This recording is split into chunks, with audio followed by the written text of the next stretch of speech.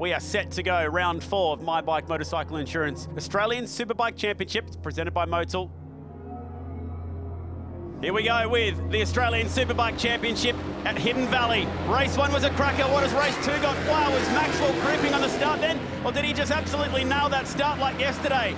Yeah, Ollie Baylor's got a great start, so did Troy Herfoss, but no surprise to see Arthur CC's come through from his grid position to take up the running. I think that's Herfoss. Herfoss is down. Looks like a massive crash there. The air filter has been dislodged. I reckon we'll see a red flag here. And the Honda rider, yesterday's winner, is down. And this will have big championship repercussions. Red flag flies.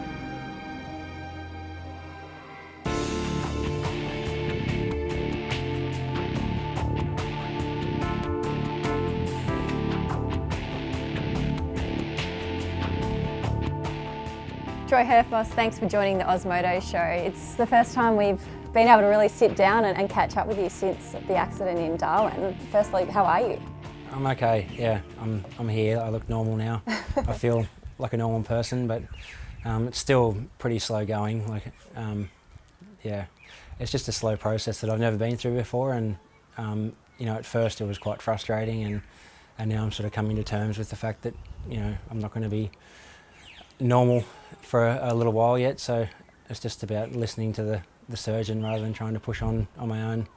Are you able to take yourself back to the weekend in Darwin? Have you thought about it? Have you watched Vision? Have you spoken about it with your family or anything?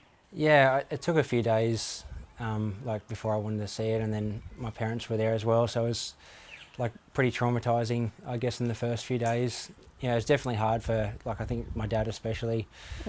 I don't know why, but like, he's always been the sort of guy that, you know, don't wrap yourself in a cotton wool, bud, but having mum and dad sort of struggling a bit to come to terms with it. So, but yeah, now I really want to start racing again, and I just want to feel that adrenaline rush of riding a bike. So yeah. How difficult was it for you being away in Darwin? I know your dad was there, but your wife Emily, your young daughter, were away from you. How tough were those first couple of days? Yeah, it was really tough. I think even going into the hospital, I was asking to speak to Emily, or wanting to speak to Emily and Mia. Like, yeah, it's all pretty fresh in my mind still. So, but yeah, Emily and Mia flew to Darwin straight away, because at first we weren't sure if I was going to be there for, you know, months. I was able to get out of Darwin after 7 days, and then we moved into Emily's parents' house for, I think, 7 weeks we were there.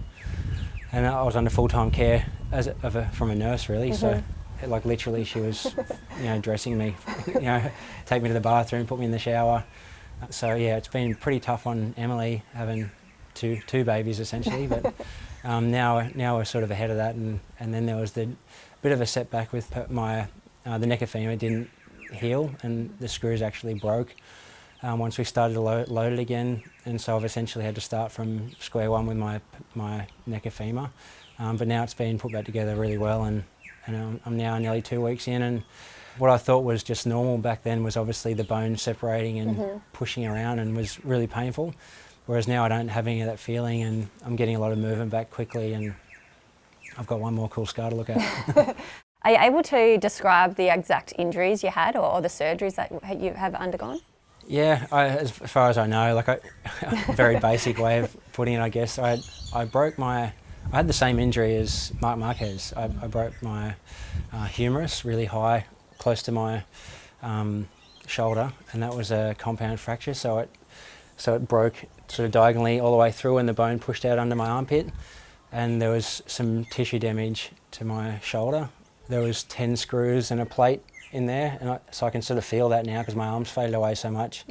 So that's all really strong, and essentially I could start my recovery process straight away. I actually broke a couple of toes, which was the day before, the same as how Mike did. The first lap of the race. Just to top it off. Yeah, the first lap of the race, I stubbed my toe on the camera that Mike actually did. Mine was nothing like Mike's, but yeah, I had a small crack in my toes. I had a couple of broken ribs, and then the major one was my neck of femur. But it is a major setback, and probably changed my mindset from, you know, can I maybe ride my motorbike at the end of the year, to, okay, let's just focus on next year. So in your mind, you were going to get back on the bike this year? Yeah. If there was a possibility? Yeah, 100%. I wanted to ride the bike again, especially if we're going to do a few races at the end of the year and they're back to back, I can just ride around and try and finish the championship. I don't know, like we're all the same, I think. But unfortunately, you've had to have this second surgery. That, you know, racing in terms of this year is probably gone. But we'll see Troy Herfoss in 2022. Like that's in the future. Yeah, honestly, I hope to roll out at the first test. You know, having made a full recovery and ready to take on the championship as normal. I'm sure there's plenty of fans out there that are absolutely going to be cheering to hear those words. Was there a point at all where you thought, I might not be able to? Not because of you didn't want to, but maybe you couldn't? Look, even now I have my moments where I get frustrated and like it doesn't feel like my arm's like getting better, but it is. Like when I go to the surgeon and we check the movement on everything and the physio checks me and like it's clear that it's getting better. It's just taking a long time. And then I watch every weekend Marc Marquez riding around. And like he obviously went back way too early. Mm-hmm. And then he had other altercations where he had a bone infection, I think, or some kind of infection. So that his process got put back a long way because of that. But like, I can see he's struggling on TV sometimes, and that makes me wonder, you know, is it going to be a long way until I get back to my normal self, or will I get back to my normal self? But yeah, I think it's definitely possible I can. And the last few years have been my best years, and this year I've never ridden a motorbike so fast. So yeah, I can't see why I'm not going anywhere anytime soon. So especially now there's a few younger guys coming up, and Wayne's going to retire. Like, yeah, I want to enjoy that and be pushed for a few more years yet. Really appreciate your time, and we hope that you can get back on the bike in racing before this year's out.